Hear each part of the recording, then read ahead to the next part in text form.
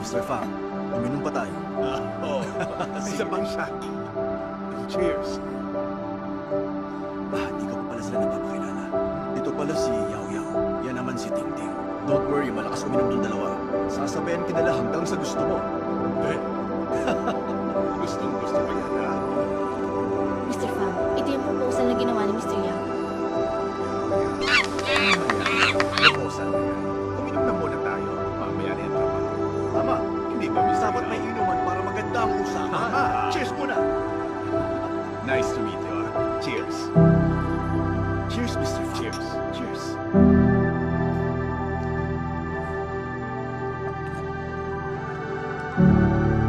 Ang lakas mo rin palang uminom. Sige, Yao Yao. I-refill natin yung baso. Kaya, ano? Mr. Yang, hindi kasi ako malakas uminom. Chaya, trabaho natin magsilbi sa mga customer natin. Konting alak lang umaayaw. Okay lang, Mr. Yao. Ang baguhan dapat dinadahan-dahan. Lalalim ang samahan dahil sa inuman. Totoo yun. Sige na, konti lang yan. Huwag nang Ako maati. magtatagay. O, ito na. Ito ang tunay na bonding, hindi ba? Ayan, ganyan. Kaya, teka. Hindi mo nga yan sa akin. Ako na mag-explain kay Mr. Fang ng Sige. Alam mo ba, Mr. Fang? Ang proposal, pinagkakaroon ko din. Bakit ang mismo? Totoo siya. Magugustuhan ko ng house. Yayayain mo ako magtiro. Anong problema? Sabihin mo na sa akin kung magkano. Hindi ako tatawad. 10,000 kada oras. Okay, sige. Dahil matangkad, cute at guwapo, gusto ko buong araw ka sa akin. Ibig sabihin, magkasama tayo ng 24 oras. Kaya mo ba yan? Grabe, dito pa talaga sila nag-usap ng ganyan. Iba na talaga panahon ngayon. Akala ko aasenso ka lang kapag nakapagtapos ka. Totoo.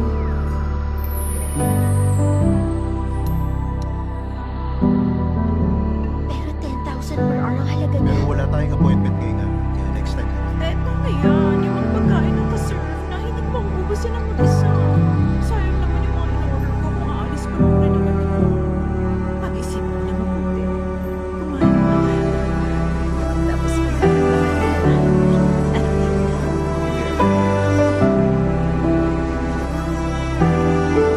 Ito ba dito na lang? Gawin natin 20,000 na. Kumain ka na. 20,000? Professional ako. Labas na sa trabaho ko next time. Pag-isipan mo na mabuti. Negotiable pa yung presyo. 20,000 na nga, ayaw pa rin. Yao Yao, sandali. Gusto kong marinig kung ano pa ang opinion mo dito sa proposal na pinakita sa akin. Okay lang ba? Cheers. Napakawalang yang talaga nito. Bakit pa kasi ako nandito? Ayos ba? Tignan niyo ako!